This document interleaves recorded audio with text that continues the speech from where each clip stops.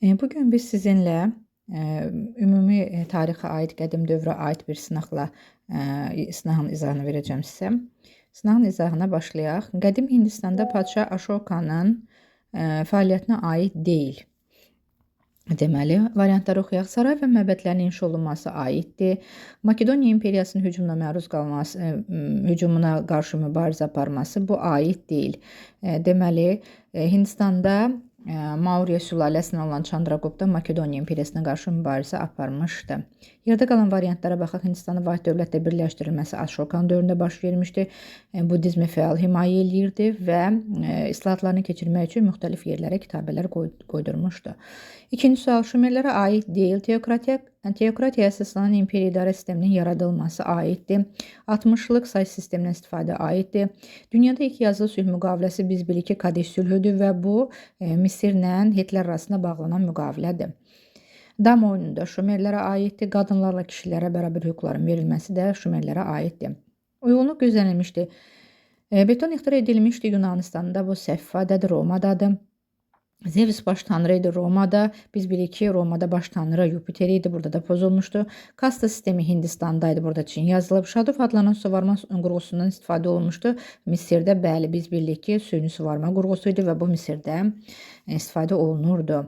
Daha sonra eyni əsrdə baş vermişdi. Böyük Çin səddinin inşasına başlanması, Afina şəhər dövlətinin yaranması. Deməli, burada bizdə eyni əsrə aid olan hadisələri soruşur. Afina şəhər dövləti 8-ci əsrə aiddir, Çin səddi isə 3-cü əsrə aiddir. Burada deməli pozulub da eyni əsrə düşmürlər. Roma şəhərinin salınması erdən əvvəl 753, ilk olimpiya oyunlarının keçirilməsi erdən əvvəl 776, deməli bunların hər ikisi eyni əsrə düşür. Solon statları 594, 6-cı əsr, Tiberi və qraqların öldürülməsi isə 2-ci əsrdə eradan əvvəl, deməli burada da pozulubdur.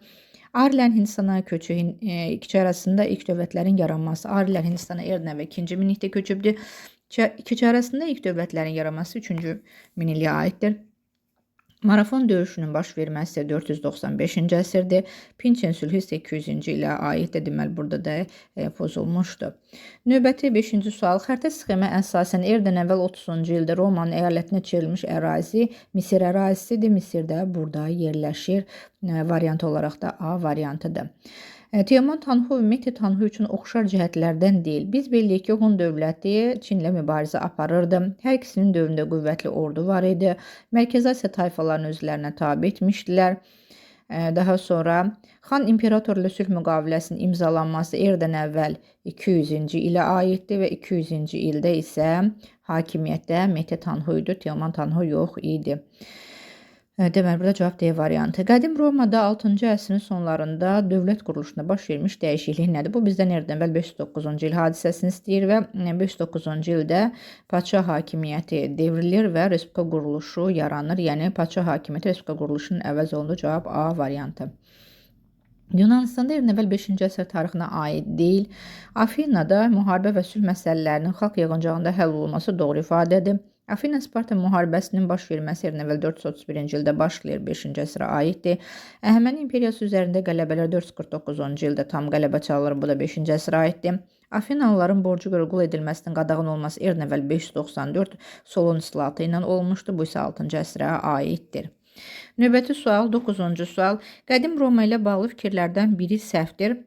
Qədim Roma ilə bağlı fikirlər. Deməli, erdən əvvəl 1-ci əsrin sonlarında idarəetmə formasında dəyişiklik baş vermişdi. Bəli, imperiya quruluşu yaranmışdı. Yuli Sezarın fəaliyyəti nəticəsində respublika monarxiya ilə əvəz olunmuşdu ifadəsi isə aid deyil. Biz bilirik ki, imperiya quruluşuna tam keçilməsi Oktavian Avqusta aiddir. Deməli, burada cavabımız B variantı səhv ifadədir. Sonra 10-cu sual. Qədim Romada yoxsullara dövlət vəzifələrini tutmaqda maraqlı olmamasının səbəbi isə vəzifəyə görə əmək haqqının verilməməsi idi. Növbəti sual, 10-cu sual. Qədim Romada yoxsulların dövlət vəzifəsini tutmaqda maraqlı olmasını dedik biz. Solon islahatlarına aid deyil. Taxıl və digər ərzaq məhsullarının ixracı qadağan edildi, doğru ifadədir. Kəndlərin borcları ləğv olundu, bu da doğru ifadədir. Yoxsul vətəndaşlar siyasi vəzifəyə seçilə bilərdi. Deməli, Solon islahatında yoxsulların dövlət vəzifəsinə seçilməsinə icazə verilmirdi. Çünki əmlaka görə müəyyən olunurdu. Borcu görə qul olan Afinalılar azad edildilər, bu doğru ifadədir. Bütün vətəndaşlar xalq yığıncağında iştirak edə bilərdi. Bəli, azad Afina vətəndaşlarının xalq yığıncağında iştirak etmək hüququ vardı. Deməli, burada cavabımız nə olacaqdı bizim? Burada cavabımız bizim olacaqdı. C variantı yoxsulların siyasi vəzifəyə seçilməsi aid deyil. Növbəti sual. 2-ci Ramzesin Hitlerlə bağladığı müqavilənin nəticəsi. Hitlerlə bağlanan müqaviləyə görə deməli Suriyanı bölürdülər öz aralarında. Şimali Suriya Hitlərin əlində qalırdı. Cənubi Suriya isə Misrə tabe olurdu. Bütün Suriya Misrin hakimiyyəti altındadır. Bu səhv ifadədir. Nubiya Hitlərə verildi. Bu səhv ifadədir. A variantında bütün Suriya Hitlərə verildi. Bu səhv ifadədir. Deyə baxaq. 2-ci Ramzes Suriya və Fələstinə olan ideyalarını əl çəkdi. Bu da yanlış ifadədir. Şimali Suriya Hitlərdə qaldı. Suriyanın cənubu isə Misrə verildi isə doğru ifadədir. Eyler-Venn diaqramına əsasən uyğunluğu müəyyən edirik. Sin sülaləsinin hakimiyyəti dövrü və Xan sülaləsinin hakimiyyəti dövrü. Hər ikisi üçüncəsi də hakimiyyətdə olmuşdu. Onlara qarşı mübarizə hər ikisinin ortaq xüsusiyyətidir. Sonra ilk dəfə bütün Çin vahid dövlətdə birləşdirildi. Biz bilirik ki, bu ilk dəfə Sin sülaləsinin hakimiyyəti dövründə olmuşdu. Tarixi qeydlər əsəri Xan sülaləsinə aiddir. Çində dəmir emalının başlaması heç birisinə düşmür. Sarısaqlar üsyanının baş verməsi isə Xan sülaləsinin hakimiyyətinə aiddir. 1-ə B variantı, 2-yə C, D gedən, C və D, 2-yə C, D hansı variantdadır? C və E variantı, C, E variantı. Deməli, B variantı uyğun gəlir. 3-ə də A, bəli. Cavabımız, doğru cavabımız B variantıdır. Uyğunluğu müəyyən edirik. Qədim Misir və Qədim Hindistanın 2-ci minillik tarixini soruşur. Burada biz diqqətli olmalıyıq. Deməli, Hitlerlə mübarizə aparması, bəli, 2-ci Ramzesin dövrünə düşür. Bu da erin əvvəl 2-ci minillikdir. Burada bunu doğru kimi götürürük. Fivin paytaxt olması isə yenə 2-ci minilliyə düşür. Hieroglif yazının yaranması isə lap qədim 4-cü minilliyə aid. Ona görə bunu çıxdıq. Hindistanın 2-ci minillik tarixi, vahid dövlətin yaranması 3-cü əsr 1-ci minilliyə düşür. Bunu çıxdıq burada. Dəmir emalı 2-ci minilliyə düşür. Ar tayfalarının məskunlaşması da 2-ci minilliyə düşür. Deməli, buradan da B-ni və C-ni götürəcəyik. 1-də A, B, 2-də isə B, C variantları uyğun gəlir. A, B və B, C variantımıza uyğun gəlir. Qədim Çində Xan sülaləsinin hakimiyyəti dövründə baş vermişdir. Xan sülaləsi erdən əvvəl 206-dan bizim İran 3-cü əsrin əvvəllərinə qədər hakimiyyətdə olubdu. Deməli, Hunlar haqqında ilk məlumatlar deyirsə bu yanlışdır. Böyük Çin sədinin tikilməyə başlanması, Çin sədi biz bilirik ki, Sin sülaləsinin dövründə idi. Çini ilk dəfə birləşdirən yenə Sin sülaləsi idi. Daha sonra Çində Konfusiya təlimi bilirik ki, 6-cı əsrdəndir, bunda çıxdıq.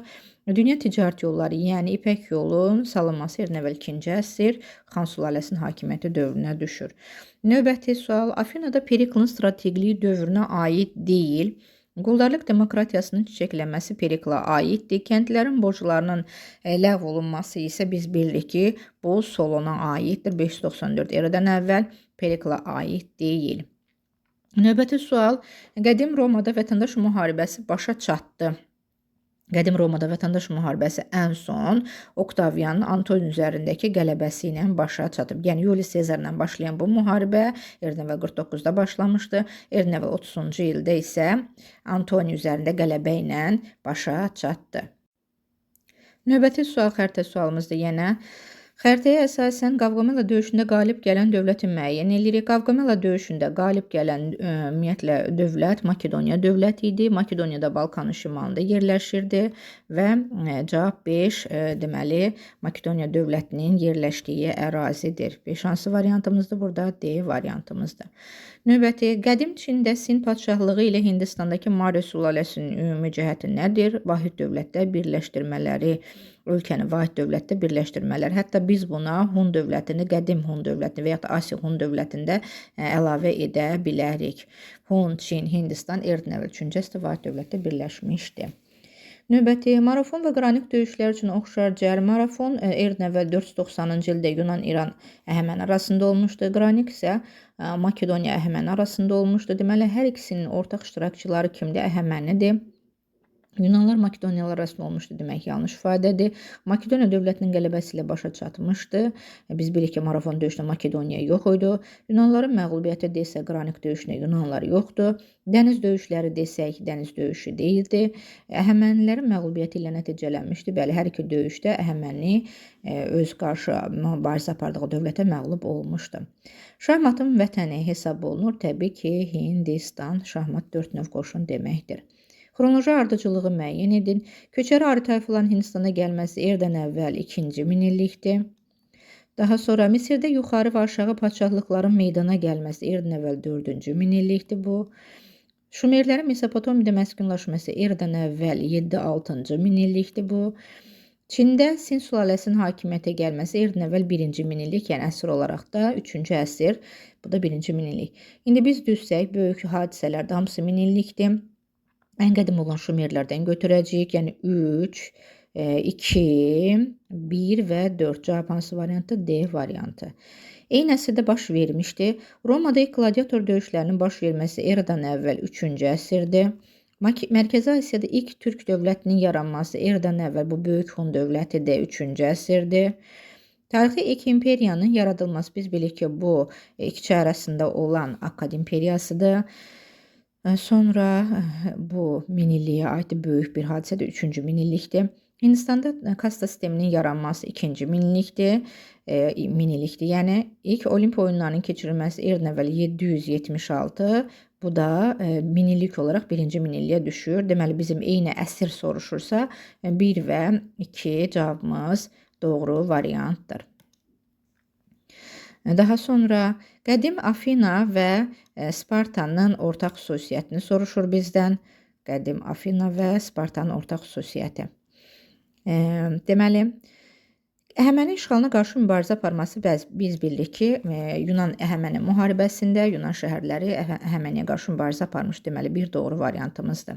Sonra Şimali Yunanistanda meydana gəlmişdi. Biz bilirik ki, Afina Orta Yunanistandadır, Sparta isə Cənubi Yunanistandadır. Ona görə bu variantı tamamilə çıxırıq. Sonra Drakon qanunlarının qəbul olunması Afinaya aiddir. Bunda çıxdıq. Oliqarxiya tipli idarəetmə forması bəli, hər ikisində var idi. 1 və 4 bizim doğru cavabımızdır. Hərbiləşdirilmiş dövlət isə yalnız Spartaya aiddir. Bunda çıxdıq. Sonra 25-ci sual. Sin Şuxyandinin fəaliyyətinə aiddir. Deməli, Sin Şuxyandi Çinin birinci imperatoruydu və Çini vahid dövlətə birləşdirmişdi. Ölkənin vilayətə bölünməsi bəli, 36 vilayətə bölmüşdü. Doğru ifadədir bu.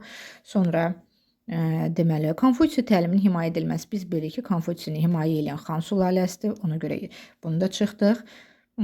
Qırmızı qaşlar üsyanı Xan sülaləsinə qarşı baş vermişdi. Çini vahid dövlətdə birləşdirən isə Sindi. Cavab yenə 1 və 4-cü cavablarımızdır. Növbəti sual. Erna və 2-ci əsrdə Roma Respublikasının əyalətinə çevrilmiş əraziləri müəyyən edirik. Biz bilirik ki, 2-ci əsrdə Yunanistanı, Karfageni və Makedoniyanı tutmaqla eradan əvvəl 2-ci əsrdə Aralıq dənizində hakim dövlət oldu. Cavab 1, 2 və 3. Sonra 27-ci sual. Qədim Yunanistanda və qədim Romada aid olan hadisələr istəyir bizdən. Zəfər tağları Romaya aiddir. Deməli, Romaya A yazdıq. 2-yə A. Parfenon məbədi Yunanlara aiddir. B getdi 1-ə. 4 şir heykəli Hindistandadır, bunu çıxdıq. Sonra Kolizey amfiteatrı Romadadır, D-ni yazdıq 2-yə. İlyada və Odisseya poemaları isə Yunanlara aiddir. Cavab 1B, E, 2A-D. Açıq tipli sualımıza baxaq. Qədim Yunanistanın qızıl dövründə Afina şəhər dövləti Əhəməni imperiyasına qarşı böyük bir qələbə qazandı. Bu müharibədən sonra Afina güclənərək dəniz ticarəti və iqtisadi gücünü artırdı. Afina demokratiyanın mərkəzi oldu. Sənət, fəlsəfə, elmlər çiçəkləndi. Periklın rəhbərliyi altında Afinada möhtəşəm binalar inşa olundu. Deməli, söhbət Yunan Əhəməni müharibəsindən gedir və bu müharibə xatırladaq eradan əvvəl 500-cü ildə başlayıb eradan əvvəl 449-cu ildə bitmişdi. Yunanların qələbəsi ilə başa çatmışdı. Birinci sualda soruşur, tarixini soruşur. Deməli, 5-ci əsr götürəcəyik, 5-ci yüzillik. Növbəti sualda soruşur, mənbədə bəhs edilən müharibənin başlanmasının səbəbini istəyir bizdən. Biz bilirik ki, Əhəmənilər Kiçik Asiyanın qərbində yerləşən Yunan şəhərlərini işğal etmişdilər və həmin şəhərlər də Əhəmənilərə qarşı üsyan qaldırır və Afinanın buna kömək etməsi ilə müharibə başlayır. Deməli, burada cavab nə olacaqdır? Əhəmənilərə qarşı Yunan şəhərlərinin üsyan qaldırması və Afinanın həmin şəhər dövlətlərinə kömək etməsi müharibənin başlama səbəbidir. 30-cu sualda isə mənbədə bəhs olunan müharibənin mənbədə verilməmiş 2 nəticəsini yazın deyir. Belə nəticələr deyə bilər ki, Əhəmənilər məğlub oldu və Egey dənizində və Kiçik Asiyada olan Yunan şəhərlərinin müstəqilliyini, istiqlaliyyətini tanıdı. Əhəməni hərbi donanmasını Egey dənizinə üzmək qadağan edildi və Yunanlar Aralıq dənizində hakim qüvvəyə çevrildi. Testimizin izahı bu qədər.